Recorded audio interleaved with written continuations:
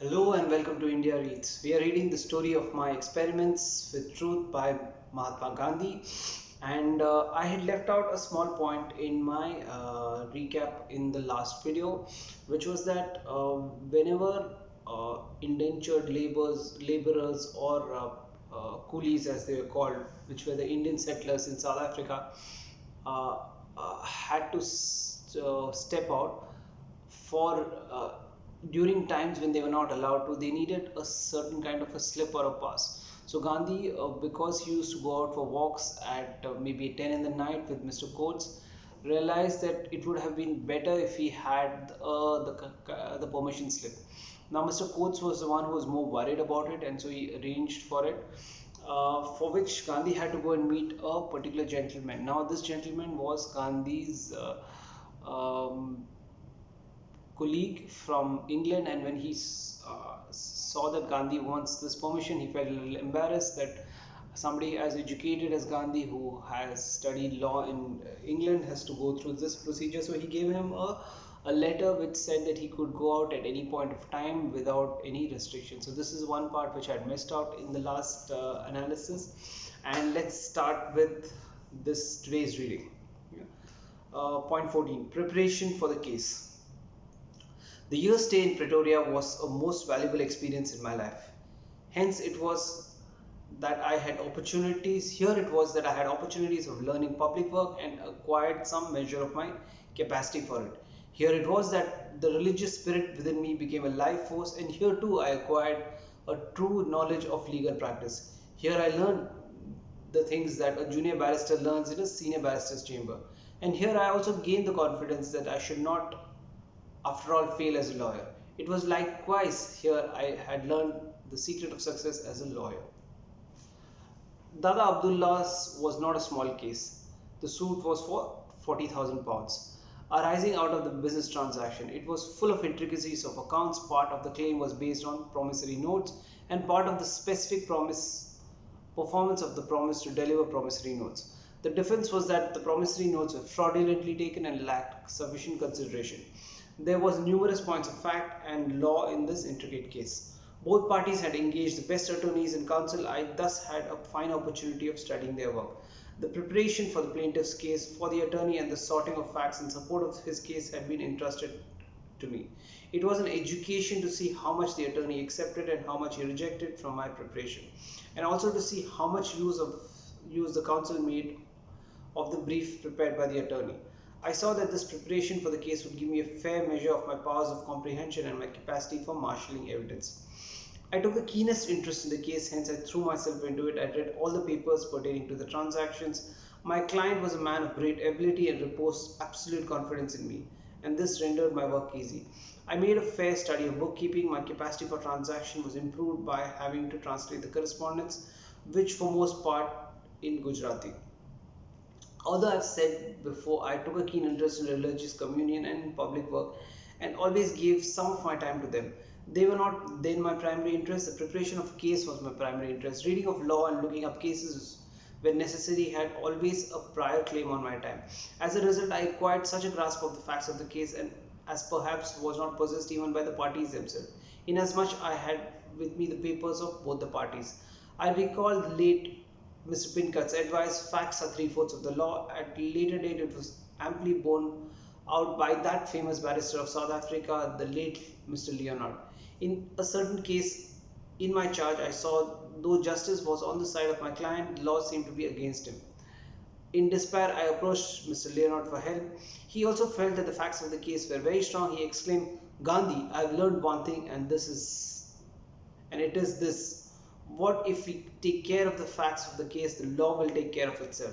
Let us dive deeper into the facts of the case. With these words, he asked me to study the case further and then see him again.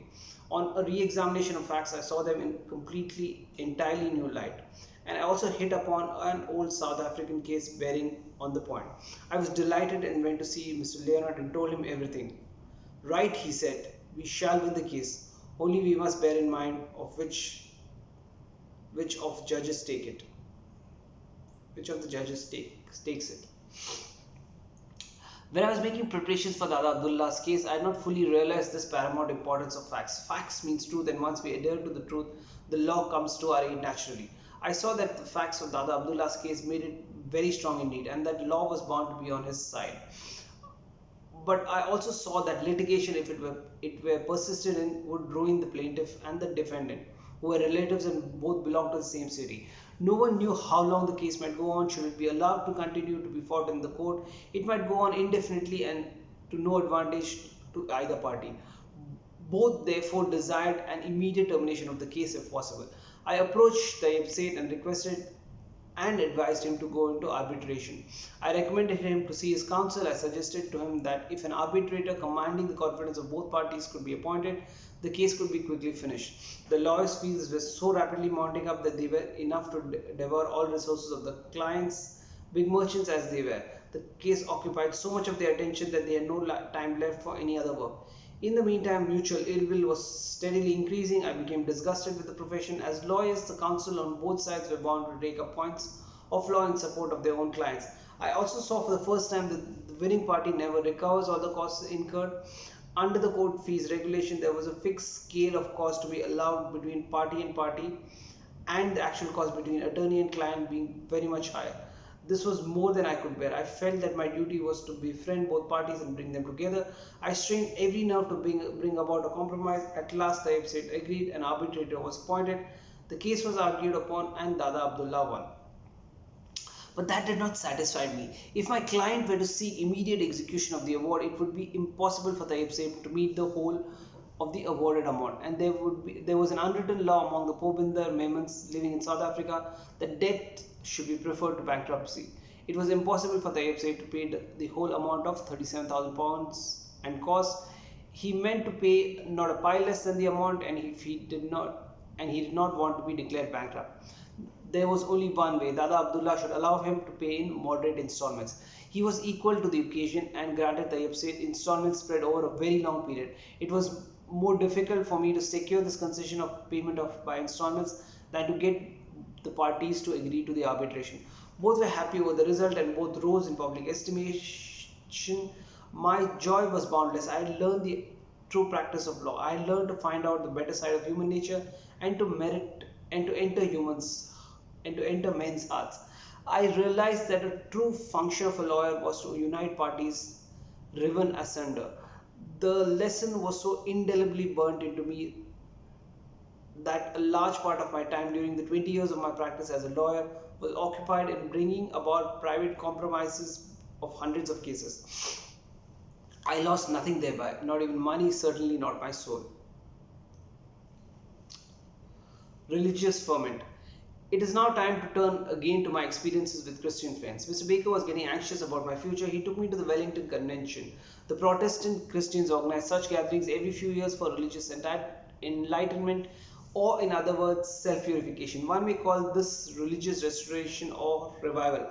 The Wellington Convention was of this type. The chairman was a famous divine of the place, the Reverend Andrew Murray. Mr. Baker had hoped that the atmosphere of religious exaltation at the convention and the enthusiasm and the earnestness of the people attending it would invariably lead me to embrace Christianity. But his final hope was the efficacy of prayer. He had an abiding faith in prayer. It was his firm conviction that God could not but listen to prayer fervently offered. He would cite the instances of men like George Muller of Bristol, who depended entirely on prayer even for his temporal needs. I listened to this discourse on the efficacy of prayer with unbiased attention, and I assured him that nothing could prevent me from embracing Christianity should I feel the call. I had no hesitation in giving him the assurance, as long as I had long since taught myself to follow the inner voice. I delighted in submitting to it. To act against it would be difficult and painful to me. So we went to Wellington. Mr. Baker was hard put to it in having a colored man like me for his companion. He had to suffer inconveniences on many occasions entirely on account of me. We had to break the journey on the way, as one of the days happened to be on a Sunday and Mr. Baker and his party would not travel on the Sabbath. Though the manager of the station hotel agreed to take me in after much altercation, he absolutely refused to admit me to the dining room. Mr. Baker was not the man to give in easily. He stood by the rights of the guests of the hotel, but I could see his difficulty. At Wellington also I stayed with Mr. Baker. In spite of his best efforts to conceal the little inconvenience he was put to, I could see them all. This convention was an assemblage of devout Christians. I was delighted at their faith. I met the Reverend Murray and I saw that many were praying for me. I liked some of the hymns, they were very sweet. The convention lasted for 3 days. I could understand and appreciate the devoutness of those attending it, but I saw no reason for changing my belief, my religion. It was impossible for me to believe that I could go to heaven or attain salvation only by becoming a Christian. When I frankly said so to some good Christian friends, they were shocked, but there was no help for it. My difficulties lay deeper. It was more than I could believe that Jesus was the only incarnate Son of God and that only he who believed in him would have everlasting life. If God could have sons, all of us were his sons. If Jesus was like God or God himself, then all men were like God or could be God himself. My reason was not ready to believe literally that Jesus by his death and by his blood redeemed the sins of the world. Metaphorically, there might be some truth to it. Again, according to Christianity, only human beings had souls, and while not other living beings for whom death meant complete extinction. While I had held a contrary belief, I could accept Jesus as a martyr, an embodiment of sacrifice, and a divine teacher, but not as the most perfect man ever born. His death on the cross was a great example to the world, but that there was anything like mysterious or miraculous virtue in it, my heart could not accept. The pious lives of Christians did not give me anything that the lives of men of other faiths had failed to give. I'd seen in the lives I'd seen in other lives just the same reformation as I had heard from among Christians. Philosophically, there was nothing extraordinary in Christian principles from a point of view of sacrifice. It seemed to me that the Hindus greatly surpassed the Christians. It was impossible for me to regard Christianity as a perfect religion or the greatest of all religions. I shared this mental journey with my Christian friends whenever there was an opportunity, and their answers could not satisfy me. Thus, if I could not accept Christianity either as perfect or the greatest religion, neither was I then convinced of Hinduism being such. Hindu defects were pressingly visible to me. If untouchability could be part of Hinduism, it could but be a rotten part of excrescence. I could not understand the reason they enthrall of a multitude of sects and castes. What is the meaning of saying that the Vedas were inspired word of God? If they inspired, why not also the Bible and the Quran? As Christian friends were endeavoring to convert me, even so were Muslim friends. Abdullah said had kept on inducing me to study Islam, and of course he had always something to say regarding its beauty. I expressed my difficulties in a letter to Raichan Bhai. I also corresponded with other religious authorities in India and received answers from them. Raichan Bhai's letter somewhat pacified me. He asked me to be patient and study Hinduism more deeply. One of his sentences was to this effect: on a dispassionate view of the question, I am convinced that no other religion has a subtle and profound thought of Hinduism, its vision of the soul, or its charity. I purchased Sale's translation of the Quran and began reading it. I also obtained other books on Islam. I communicated with Christian friends in England. One of them introduced me to Edward Maitland, with whom I opened correspondence. He sent me The Perfect Way, a book he had written in correspondence with Anna Kingford. The book was a repudiation of the current Christian belief. He also sent me another book, The New Interpretation of the Bible. I like both. They seem to support Hinduism. Tolstoy's The Kingdom of God is Within You overwhelmed me. It left an abiding impression on me. Before Independent Thinking, Profound Morality, and The Truthfulness of Book, all these books given me by Mr. Coates seem to pale into significance. My studies thus carried me in a direction unthought by my Christian friends. My correspondence with Edward Maitland was fairly prolonged, and that with Raichan Bhai continued until his death. I read some of the books he had sent me. These included Panchikaran, Manirath Mala, Mumsuku Prakaran, of course, of Yoga Vashishta, Haribhadra Suri's Shadrashan Samyuchaya, and others. Though I took a path my Christian friends had not intended for me, I have remained forever indebted indebted to them for the religious quest that they had awakened in me. I shall always cherish the memory of their contact. The years that followed had more, if not less, of such sweet and sacred contacts in store for me. Man proposes, God disposes. The case having been concluded, I had no reason to stay in Pretoria, so I went back to Durban and began to make preparations for my return home. But Abdullah Said was not a man to let me sail without a send-off. He gave me a farewell party in my honor at Sydney. It was proposed to spend the whole day there. Whilst I was turning over the sheets of some of the newspapers I found there, I chanced to see a paragraph in a corner of one of them under the caption Indian franchise. It was with reference to the bill then before the House of Legislature, which sought to deprive the Indians of their right to elect members of the natal Legislative Assembly. I was ignorant of the bill, and so were the rest of the guests who had assembled there. I inquired of Abdullah Said about it. He said, "What can we understand in these matters? We only understand things that affect our trade. As you know, all our trade in the Orange Free State has been swept away. We agitated about it, but in vain. We are, after all, lame men. Being unlettered, we generally take in newspapers simply to ascertain the daily market rates, etc. What we can know of legislation, our eyes and ears are the European attorneys here." "But," said I, "there are so many young Indians born and educated here. Do they not help you?"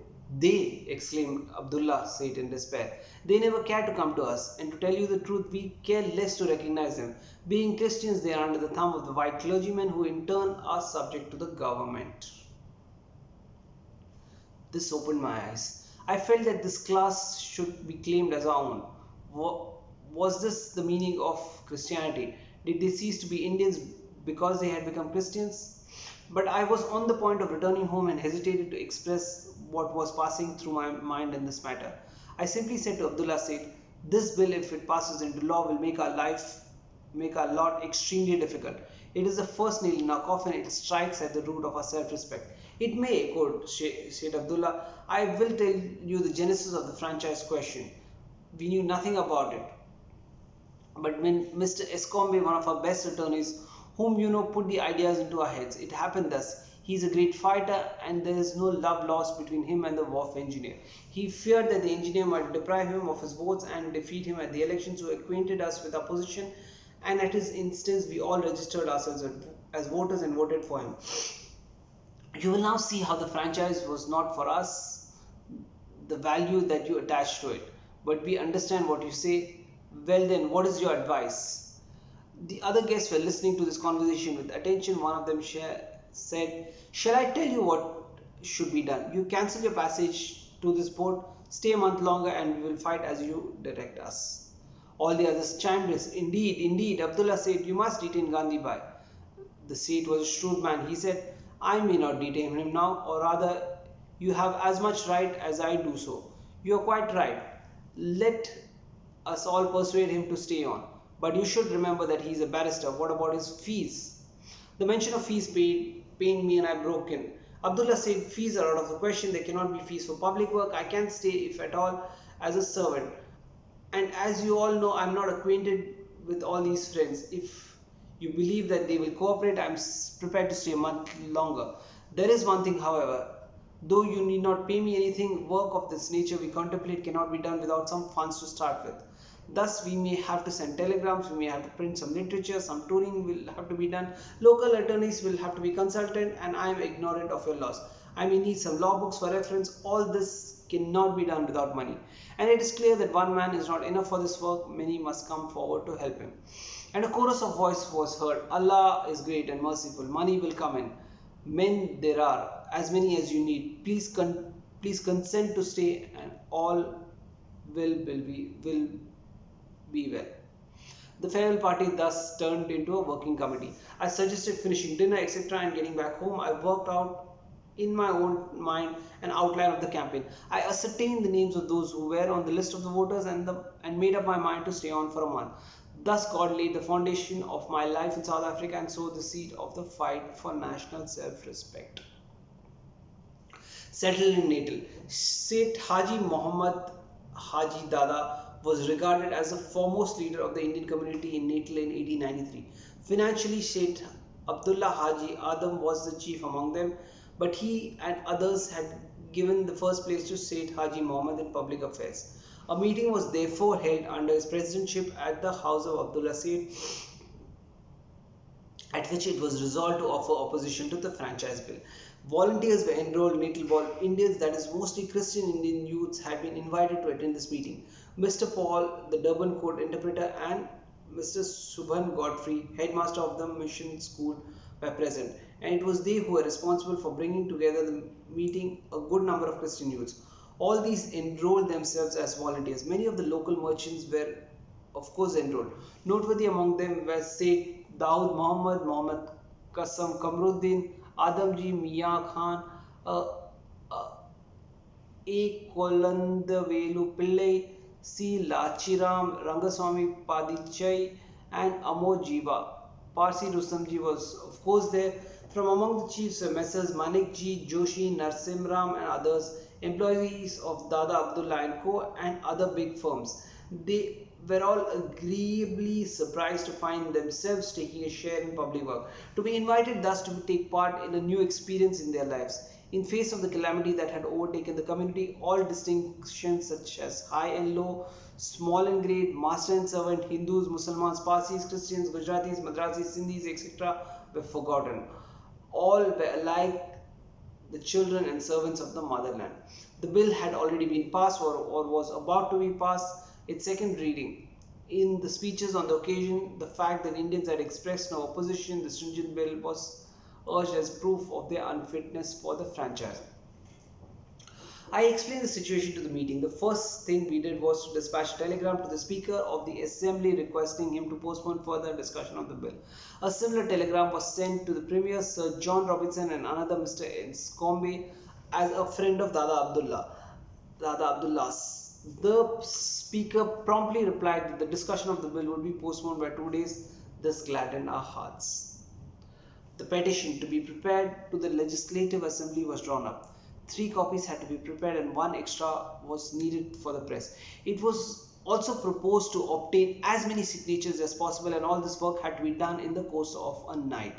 The volunteers with the knowledge of English and several others sat up the whole night. Mr. Arthur, an old man who was known for his calligraphy, wrote the principal copy. The rest were written by some others into someone's dictation. 5 copies were thus got ready simultaneously. Merchant volunteers were sent out in their own carriages or carriages whose hire they had paid to obtain signatures to the petition. This was accompanied in quick time and the petition was dispatched.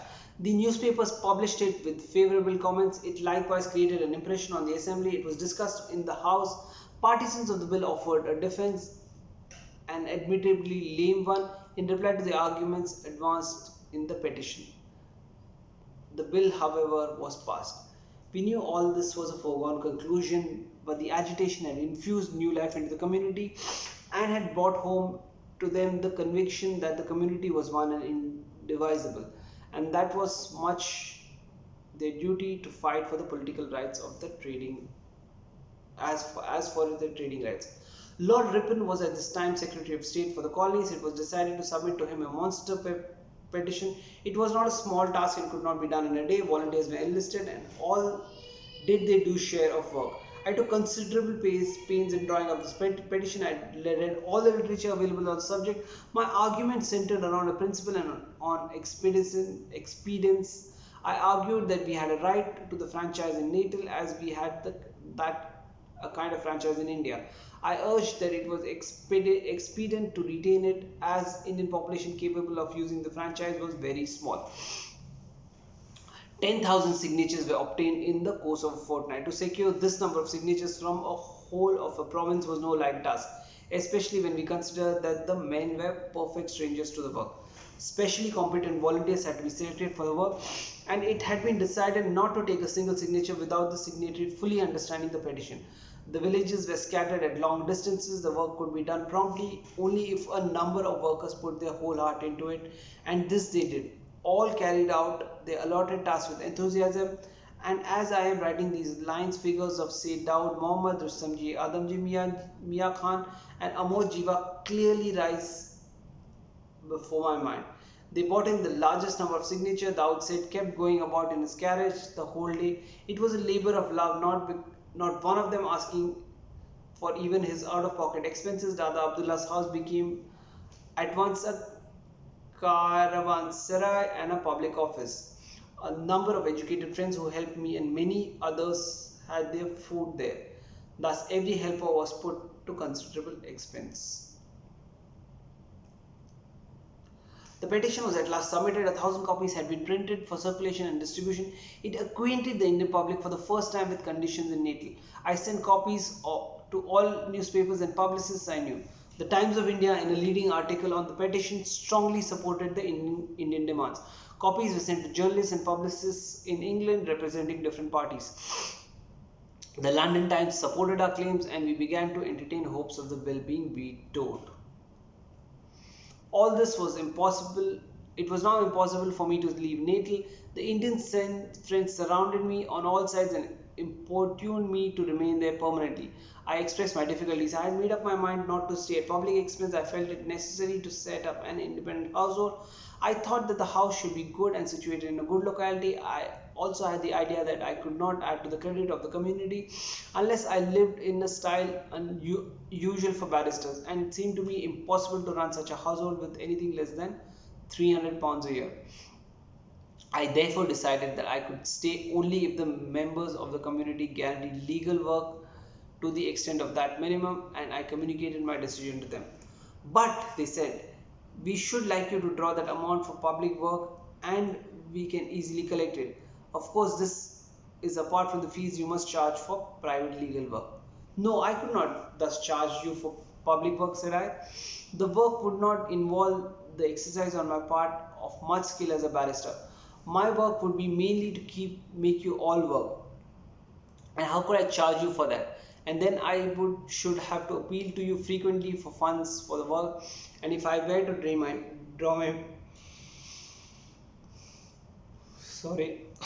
draw my maintenance from you, I should find myself at a disadvantage making an appeal for large amounts, and we should ultimately find ourselves at a standstill. But besides, I want the community to find more than £300 annually for public work. And we have not known you for some time, and are sure you would not draw anything that you don't need. If we wanted you to stay there, should we not find your expense? So this is the people telling Gandhi. It is your love and present enthusiasm that make you talk like this. How can we be sure that this love and enthusiasm will endure forever? And as your friend and servant, I should occasionally have to say hard things to you. Heaven only knows whether I should retain your affection. But the fact is that I must not accept any salary for public work. It is enough for me that you should all agree to entrust with me your legal work. Even that may be hard for you. For one thing, I am not a white barrister. How can I be sure that the court will respond to me? Nor can I be sure that how I shall fare as a lawyer. So even in giving me the retainers, you may be running some risk. I should regard even the fact of your giving me the reward of my public work. The upshot of this discussion was that about 20 merchants gave me retainers for 1 year for their legal work. Besides this, Dada Abdullah purchased me the necessary furniture in lieu of a purse that he had intended to give me on my departure. Thus, I settled in Natal. Okay, let's take a break here. It's slightly late in the night and I'm not as fresh and active as I would like to be, and I don't want my videos where I keep yawning and get the tempo down. Now, what do we have here? We have here a description of how they got this case settled. This is a famous case for which Mahatma Gandhi reached South Africa for. This was a case between Sayyid Abdullah and his brother Tayyab, or his close relative Tayyab. So as Gandhi had initially promised, he wanted the case to be settled out of court, or rather through arbitration, rather than it going to multiple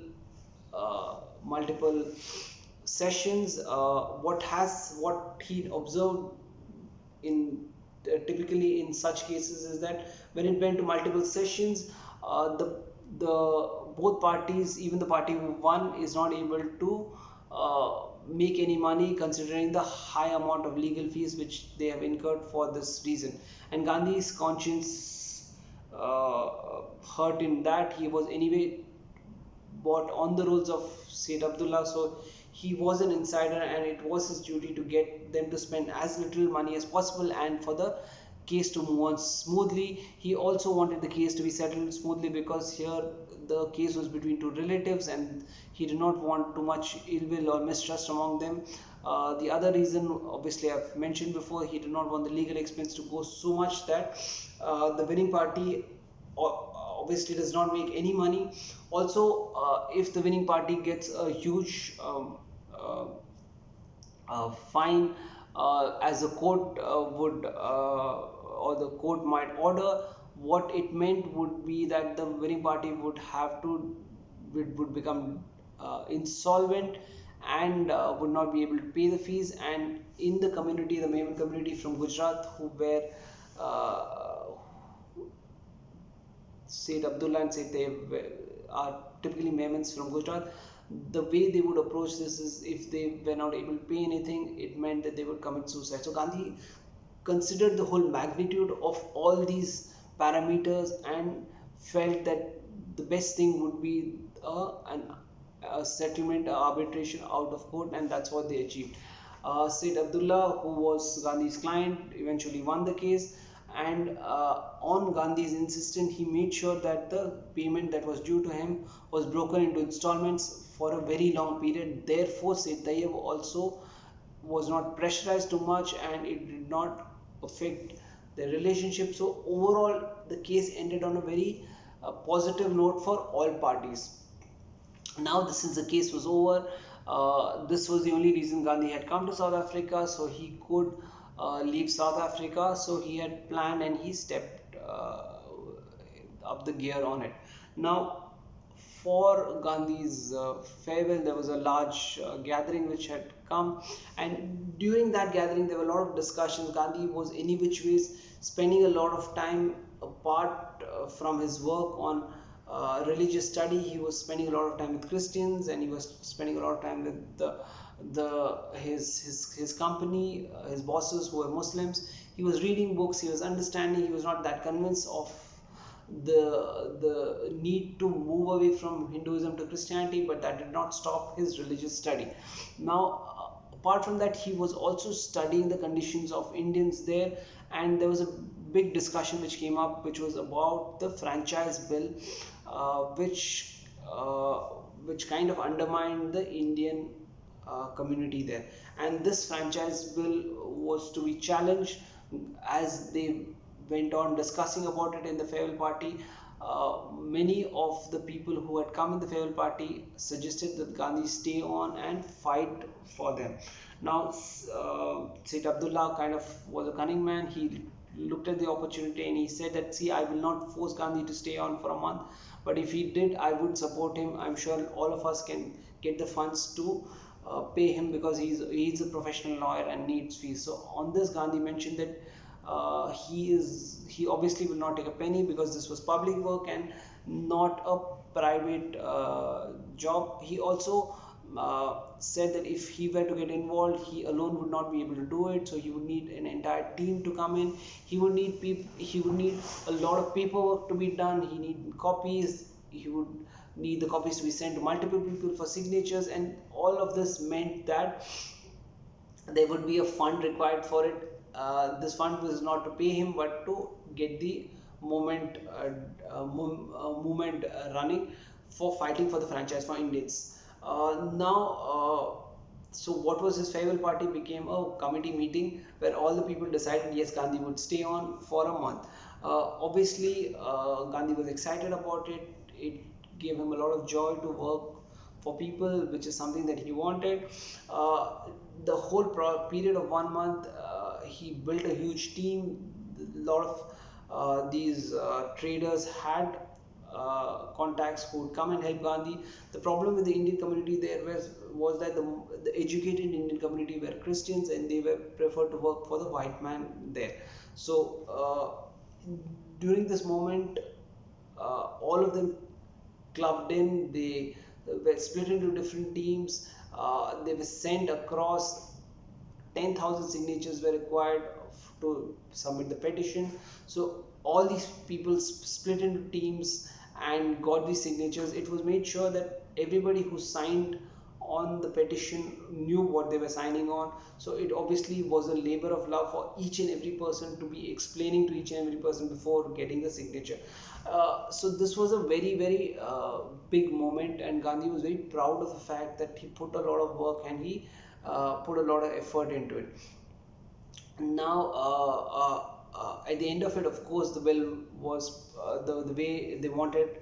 It did not happen. The bill was passed and the Indians did not get the franchise that they wanted. However, the momentum that they gathered from here was something that made everybody positive. All Indians had come together, irrespective of their affinity. It was Hindu, Muslims, Christians, Parsis, it was Sindhis, Gujaratis, Tamil, Telugu, and others. So it was all of them coming together to fight for a united cause. And this kind of inspired people, and they said that Gandhi should stay on and fight this cause for us. Now, Gandhi was obviously very motivated to go back to India. However, he would also saw the results that he was getting in South Africa. At the same time, he was very clear that he would not take money for public service. So he said that I would be interested in staying on if I get a guaranteed revenue through private work. And this is something they discussed. They said that you don't need to do that, we can pull in money and give it to you, which to which Gandhi was very clear that he did not want that kind of work, because if he was doing public work, he might do things which might not make everybody happy. And if it did not make everybody happy, where does that guarantee his stands there? So if he was in a private space there, he could do what he want, he could take tough decisions, and there was no issue of funding there. So he would do his work for the money that he would get privately, and for public service he would do that for free. So this kind of worked out. A lot of a team of traders agreed to give him retainers, and the amount was signed on, and Gandhi therefore decided to stay in Natal. So this is where I stopped. Thank you very much for uh, this journey alongside me. I intend to make these videos as short as today, and like I said, I try and make them a little bit more with little bit more energy, so that you also are interested in the book. Thank you very much, and I'll see you in the next chapter. Bye.